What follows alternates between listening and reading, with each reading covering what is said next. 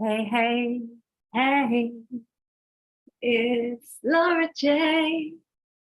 Here to say I agree, sharing my heart with you.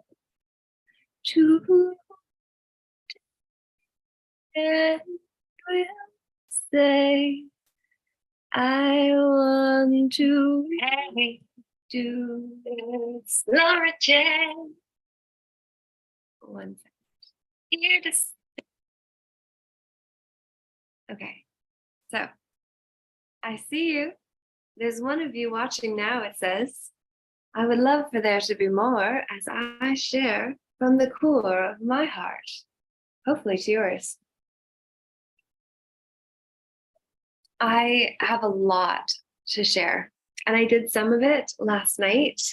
So if you weren't there with me live, then please do go find the Weaving Intentional Interwebs episode 1 that I filmed last night. So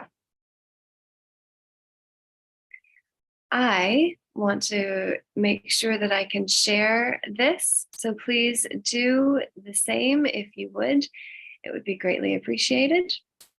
And as it is 9 a.m. on Saturday, October 14th, I want to share the first 3 chapters of Bill Lishman's book, Father Goose, because I recorded part of it when I was up with Geordie and Paula last Christmas. And then I had to record the changes here, and the sound is off.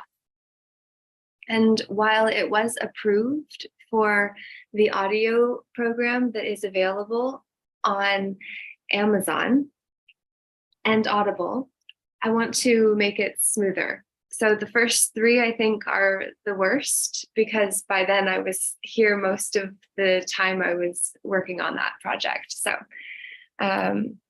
reading the first 3 chapters of Father Goose live.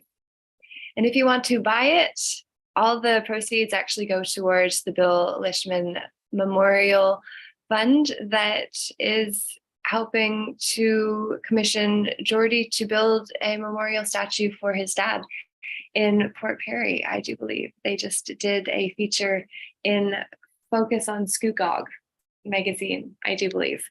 So if you are interested, then do check that out for certain.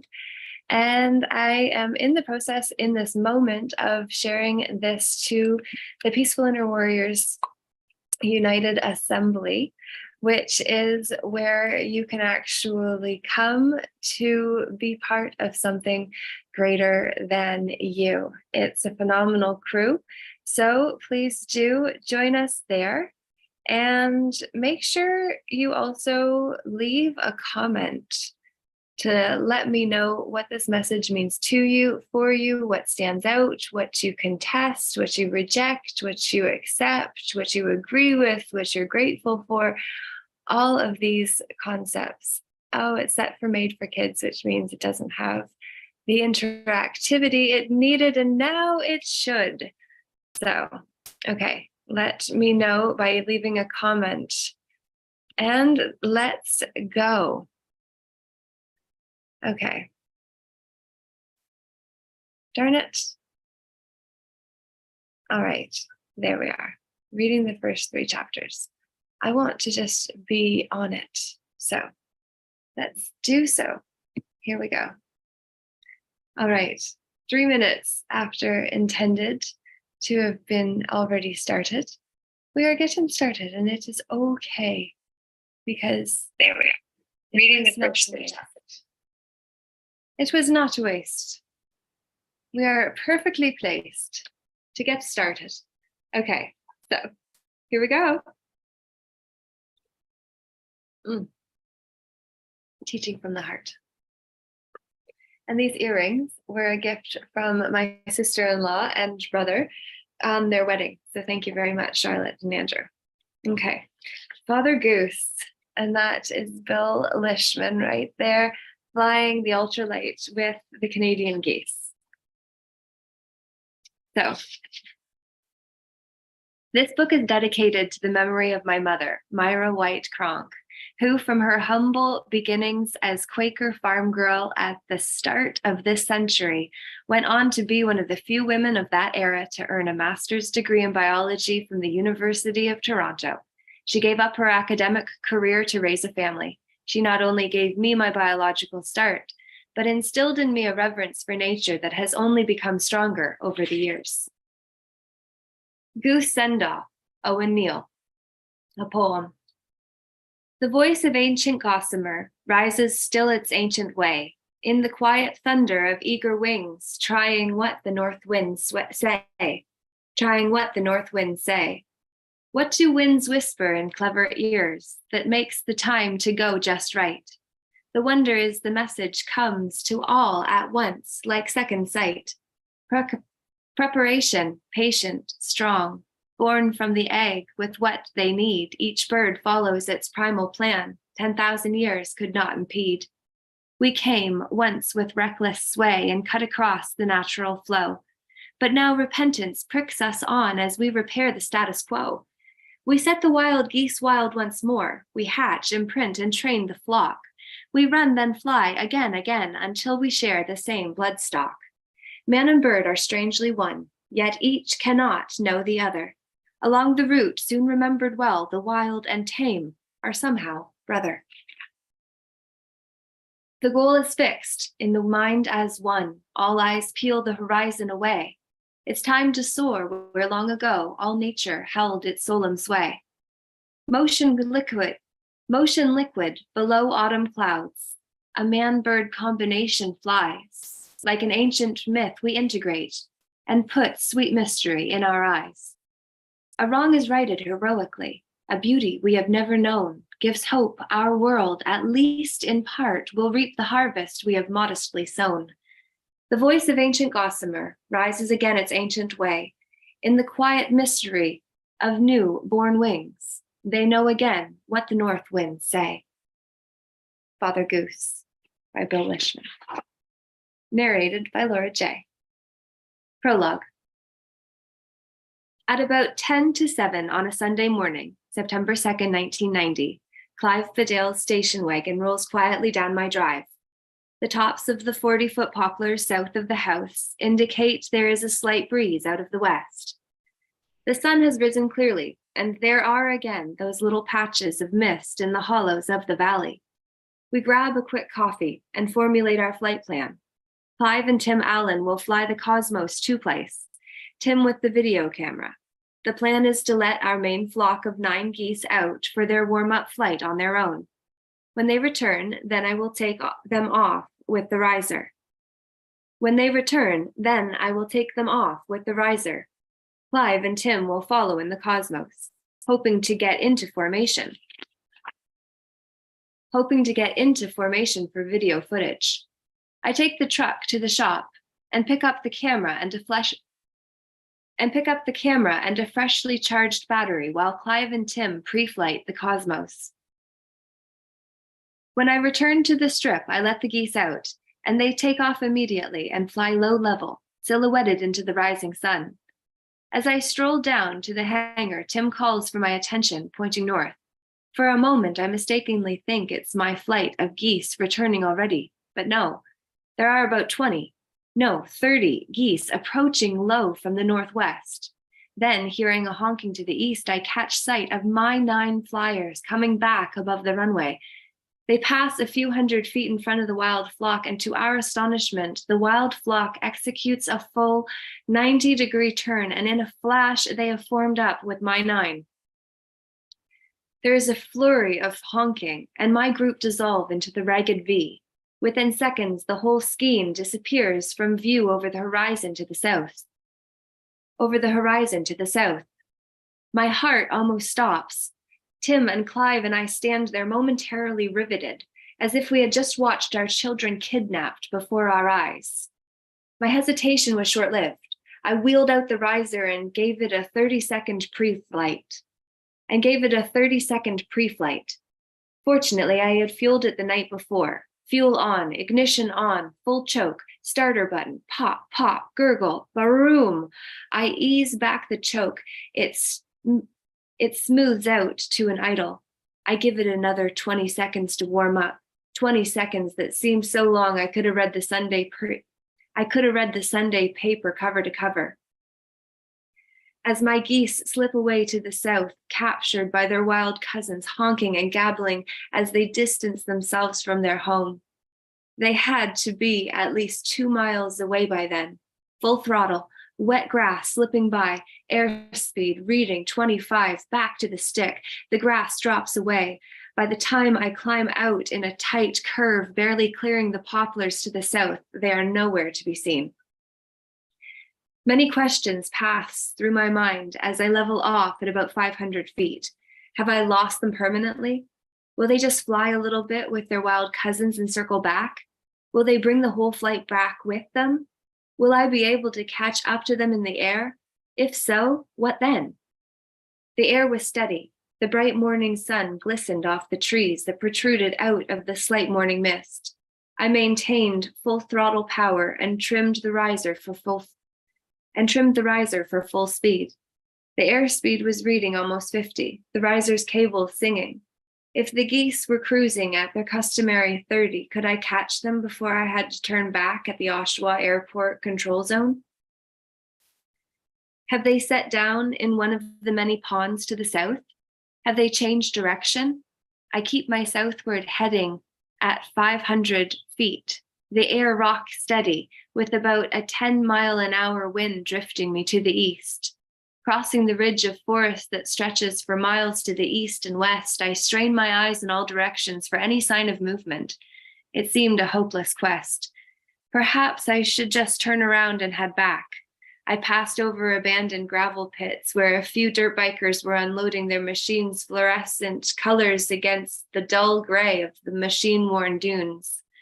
I flashed back to the days when that was me getting ready to ride my antiquated Triumph. I was ready to yell down and ask if they had seen the flight of geese, but understood the futility of that idea. South of the ridge, the land breaks up into rolling farmland, creased with meandering wooded valleys, dotted with numerous ponds. They could have landed in any of those ponds, or they could have picked a stubble field. I was approaching the boundary of the Oshawa Airport's control zone, banking to the west. I looked for a large pond that I knew wild geese frequented, simultaneously glancing north to see if the boys in the cosmos were airborne. There was no sign of its hang glider form. But wait, low down, about a mile off to the north, I saw some movement, a tiny string of movement, a beaded thread of flashing wingtips in the morning sun against the darkness of the evergreen ridge. Stick full right, I cranked the riser around into an intercept heading. The wind meter on the second stretch read 50 miles per hour. The geese were at low level, maybe a few dozen feet off the treetops. There was a power line between us, the old rusty towers barely discernible and the wires invisible, deadly spider strands. So I maintained altitude until I was past the power lines, then dropped down to intercept the flock. There must have been about 50 geese, beautifully lit by that dawn sun against the dark pine forest. Oh, please, will my 9 break out and come home with me, or are they gone forever, enthralled, their instincts awakened to their true environment?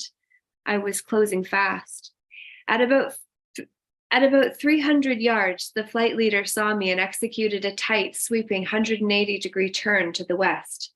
Now I was in a trailing position. Standing the riser on its wing, I bent it around to follow. The flight now was veering to the south. My 9 must be in there. If I could only catch up to them, maybe, just maybe, they would break out and form up with me. Still, at full throttle, I tried to outflank their southerly heading. They were low, perhaps 150 feet. The westerly breeze had picked up a little, and at that low level, the air became rough. Those power lines were out there somewhere. I bounced through the valleys. I glimpsed one quaint farmstead nestled in a valley and caught the name on a parked van, Kengen Petting Zoo. I was now flying almost abreast into the south of the main flock paralleling the ridge. Which are mine and why aren't they breaking out to form up with me? Maybe those guys from the Wildlife Service are right after all. Perhaps now they have escaped into the wild. I had to head off the leader. I could not take the chance of them getting away. The flying took all my concentration, like herding wayward cattle, except that in this case there was no fence except the fields and woods below. Over my shoulder at last, a mile distant, I finally caught sight of the cosmos silhouetted in the easterly sky. I wished that we had radio on it, working. I wished that we had radio on it working. The lead goose veered the flight to the north. We were approaching the ridge again. They didn't climb, but let the forest rise to meet them. They crossed over just west of a skeet range, some of the geese actually flying through the treetops.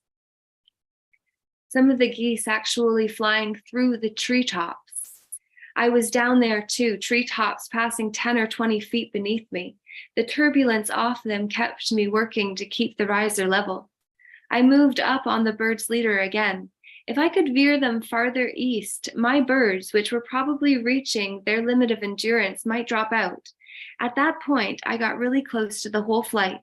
Now they were within 50 feet of me. None broke away. A mass of about 20 were in the lead, the rest strung out in a long, straight line. We held this position for a while, and I had a chance to relax and enjoy the beauty of this amazing flight of creatures. Like a school of fish passing over a reef, that timeless, fluid image. If I could maintain them on this heading, it would bring them right back over our home at Purple Hill and the airstrip. If they broke away to the southeast, I would have lost them again. These birds were fast, at least 10 miles an hour faster than what I was used to. The leaders were flapping like crazy ducks, the guys in the back almost gliding. Then we were over the 6,000 acres of forest that borders our property to the west and north. It was obvious they wanted to head north into the marshes of Lake Scugog. I glanced around for Clive and Tim in the Cosmos. They were still off to the south, trying to catch up. It was a treetop struggle. The geese kept wanting to veer north. At that altitude, I was really being bounced and felt the first queasiness of motion sickness. In my haste at takeoff, I had left my watch behind. How long had I been flying at full throttle? How much fuel did I have left? I tried to see what was left in the tank, but in that rough air, I could not. The leaders had broken away to the north again. I concentrated on getting them herded further east. We crossed back over the north boundary of my property. I was on the northerly periphery of the flock. I managed to get them headed south, right toward our airstrip. Surely my geese would drop out. But just then the flight broke into half a dozen independent groups, all heading for the marsh again. I cranked the riser around in another wing stander and caught a glimpse of Clive in the Cosmos, just now catching the tail end of the action. I picked one flight to follow. It looked like about 9 geese, and I tried to catch up. My stomach was churning from motion sickness and worry about fuel and fear that my whole plan had been blown by an unlucky chance. I broke off the pursuit, throttled back, and headed for home. I met the boys in the Cosmos and pointed at my fuel tank. They kept heading in the general direction of the way the geese had gone. As I banked right for the final approach, I saw something like small dots on my runway. There were 9 geese nonchalantly grazing in front of the hangar. I set the riser down and rolled up to their noisy greeting as if they were asking where I had been. I was asking too. Were they ever in that group I followed? Did I miss them breaking out and heading home, or had I just been on one more wild goose chase? Anyway, my 9 were home, back on the ground. They didn't fly off into the wild after all. They just had a wild interlude. Okay. Woodlawn Farm, where Geordie lives. Amazing. Okay, so This is a relatively short chapter, and I am going to give you an opportunity to hear about Woodlawn, where we're going to have some ecstatic dance parties and saunas and women's circles and a farm club. And there are other opportunities coming as well, including I did buy a massage table recently. So I am actually looking to have some energy healing sessions that you can actually come to Woodlawn for. So if that's of interest, you've got to let me know so I can actually book out the treatment room. So chapter 1, Woodlawn Farm. When I am asked how I wound up in midlife as one of the principals of a movement that might eventually have a profound effect on preserving some species of birds from extinction, the honest answer has to take in a good deal of territory. I think it began when I was a boy, not yet in my teens, rafting on a 2-acre pond that was part of my father's cattle farm in south central Ontario. He had created the pond by damming up a creek that meandered through several deep pools that had been our swimming hole. These pools teemed with life. My mother, who was expert in the fauna of freshwater streams, identified many for me. There were stickleback, chub, catfish, leeches, crayfish, clams, and many more species.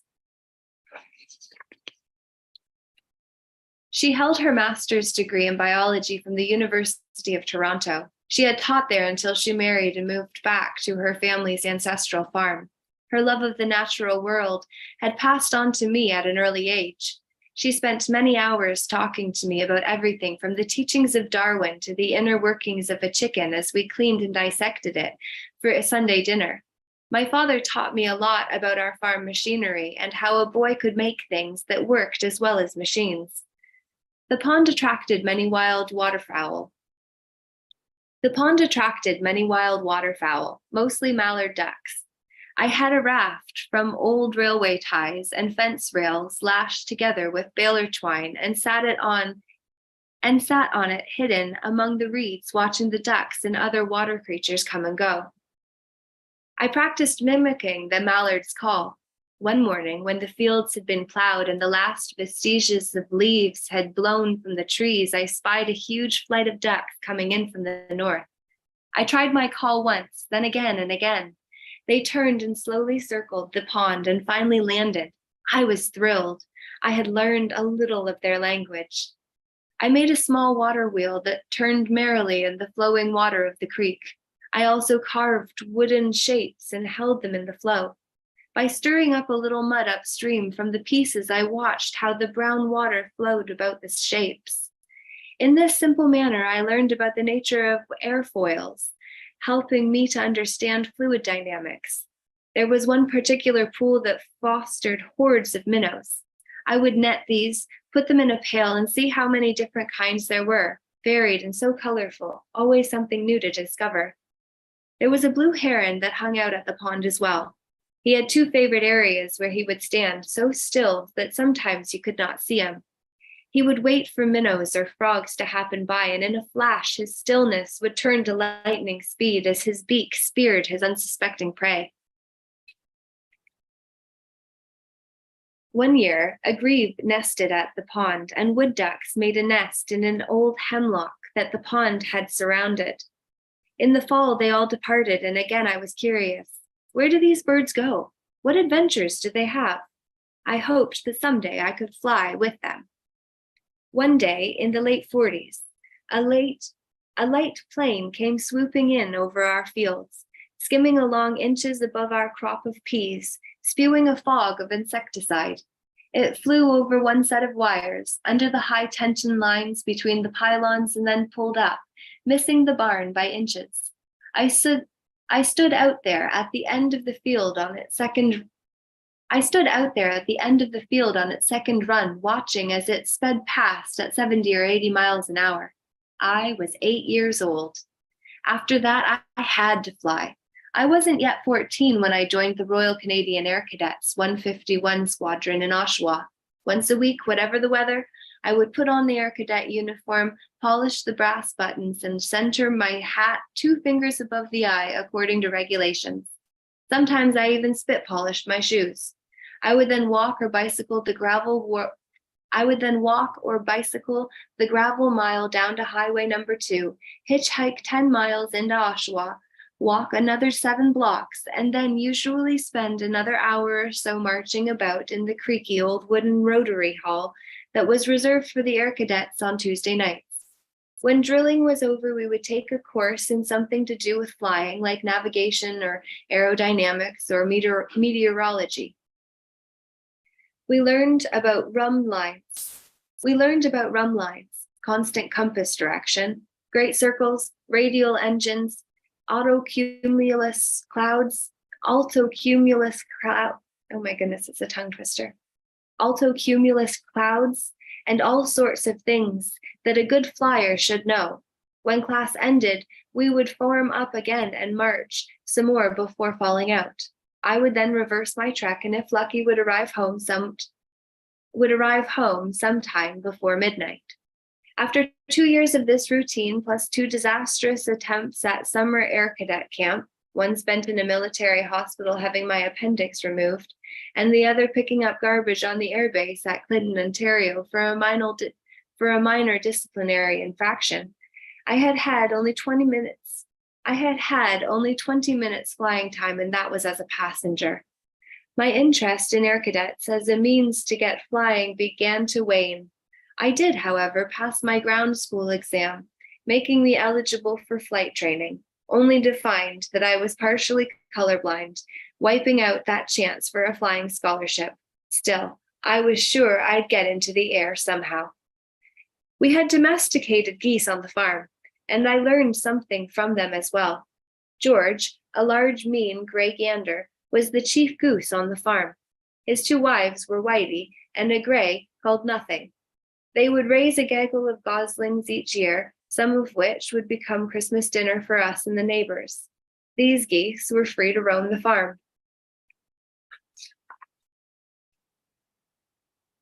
My father claimed that with the noise they made when disturbed, they were better than a watchdog. George seemed to know this.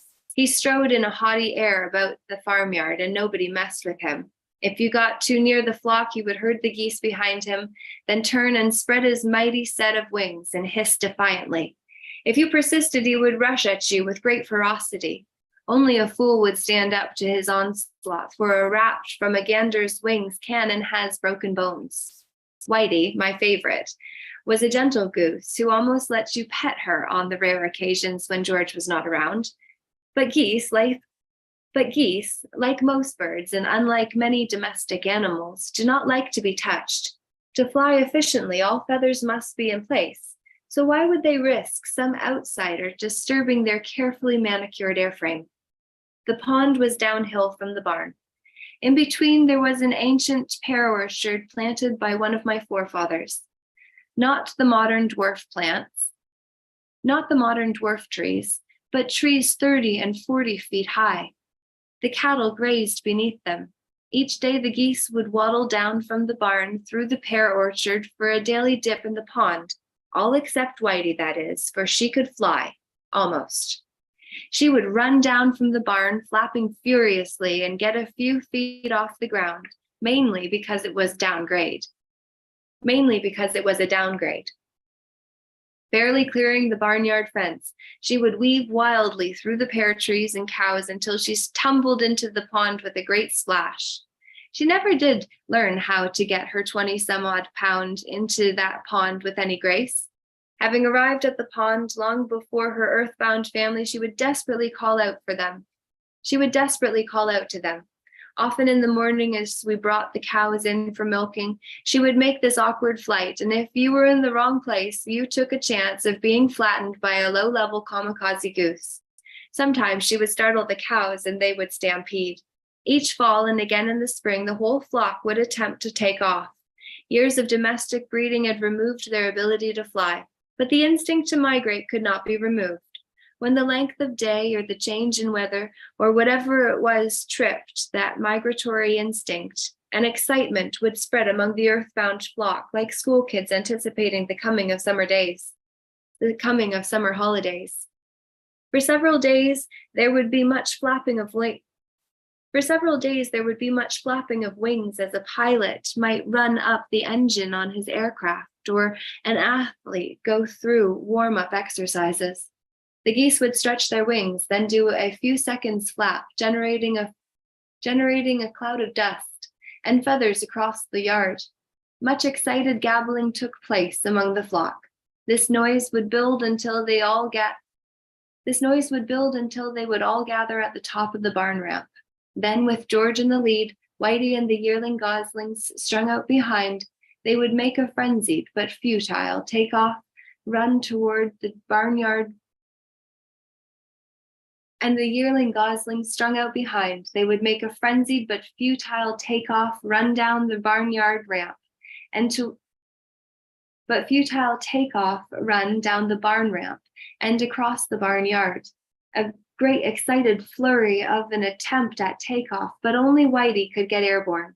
She would, in her usual fashion, barely clear the fence for her 30-second flight, weaving through the pear trees and the cows to end in a great splash in the pond.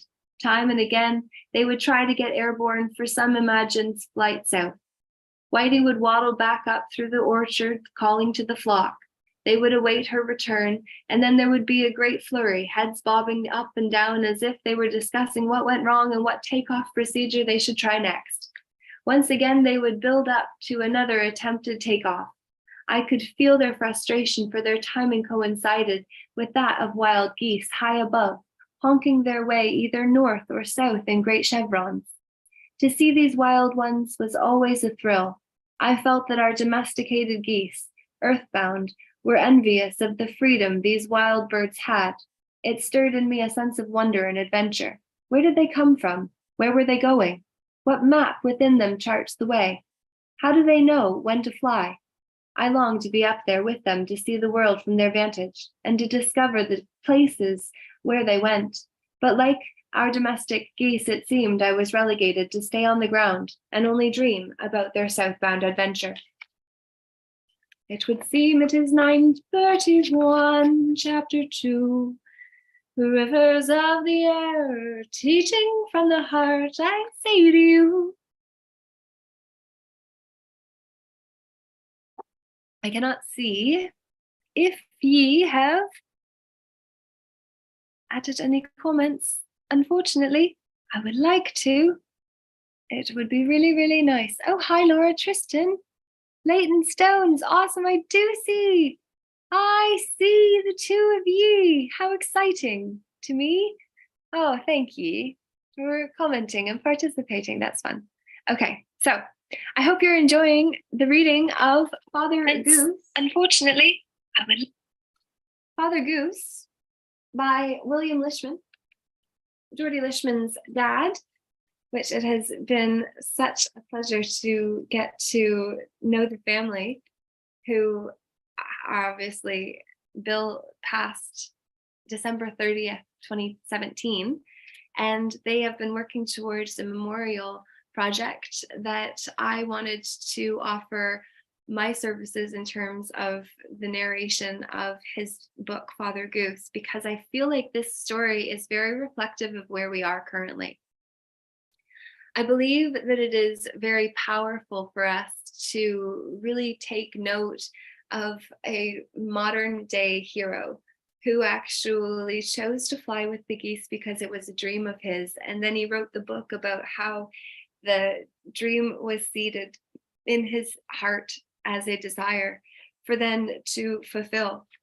And I don't feel like I specifically need actually to read this chapter until I listen back to the others, because I know it was the first two chapters for sure that needed some editing, and I say it at 9:33. So I'm going to keep this one short and simply say I have read the first two chapters, the prologue and chapter 1, with the Goose send-off poem that began the book, and I want you to really think about all of what has been shared in relation to where we are now collectively.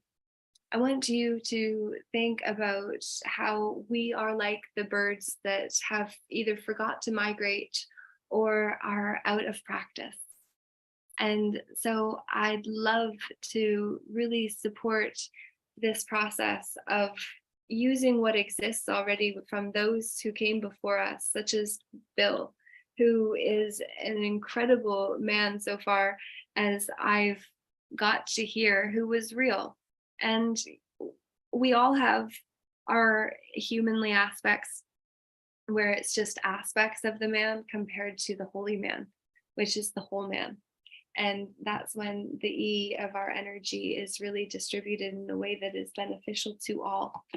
So I am excited to go further into the reading of that and shifting for audible purposes. But for now, I'm just simply going to say, if you haven't already, it would be an absolute honor and huge appreciation for you to actually go to Amazon and get a copy, which I can actually show you how to do live. So let me just share my screen. I'm going to take you there so you know how to do it for yourself. And simply go amazon.ca if you're in America or Australia or Europe. Certainly you can find any of them. And we're just going for Father Goose, Father of Goose's different. Here we go. This is what Geordie actually drew. So his son, Geordie Lishman, drew the cover art that we used. Ooh, we got feedback already. That's great. I love the movie, so I had to order 2 gifts.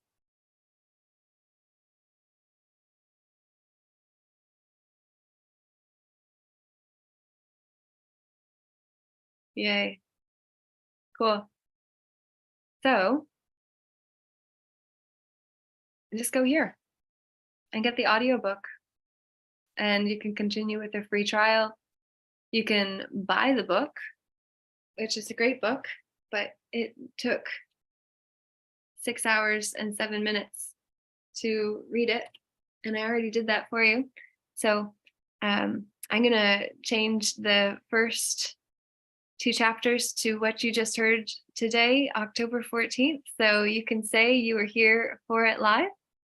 And huge shout out to Geordie for working on that fantastic art. I am sure Bill is incredibly proud of the man that he is.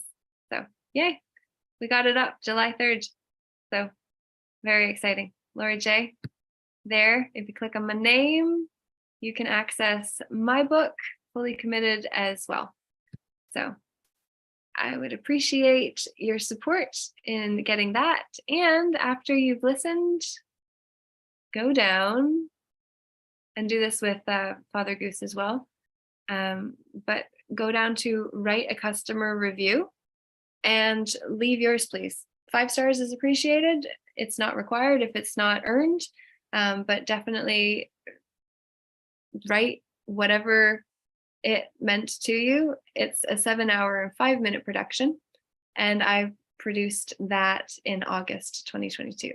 So that is all I got to say for today. So I appreciate you for showing up, for commenting along the way, and I look forward to seeing an influx of purchases of the audiobooks, Father Goose and Fully Committed, both, please. If you would like to have your own copy of Fully Committed, it's out of my reach, so I'd have to get out of the camera range in order to grab it.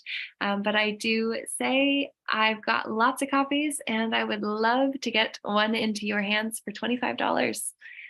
So please do let me know. I can get that signed for you, personalized. And if you want to be part of the mastermind, well, that's happening. November, we are starting a self-image challenge, and it's going to have a identity quest as part of it on November 11th in Blackstock, Ontario. So make sure that you are able to come there and be prepared to be photographed and recorded, because it's going to be documented as part of the docuseries that I am working on, and a documentary about how we not only harmonized the hues of mankind, we actually brought kindness back into the frame. So yeah, let's see how the light continues to change the fight within to be from the statuses, titles, personages we before thought was made us more, and now we find actually only covered what was there the whole time, Golden Buddha. I hope you know that story, and if you don't, when you read my book or listen to it on Audible, you will be able to hear it and know that you are the Golden Buddha too. So woohoo, see you soon. Tomorrow, Sunday, October 15th at 8:30 p.m. Eastern Standard Time, we are having a community call where I'm giving you all the details about what's coming and why I am sharing so much now, and also asking for Patreon subscriptions and sponsors so you can support me in the work that I am doing. And let's also get some group coaching calls going. So as soon as I've got some 22 subscriptions, then I can get these group coaching calls going. I'm thinking of a Thursday night, but we can also do a different day. If you are one of the first to do the monthly recurring subscription sponsorship, then you've got full say in which day we do it. So let me know, and screw it. Let's do it. Woohoo. Just kidding. Oh my God. Okay.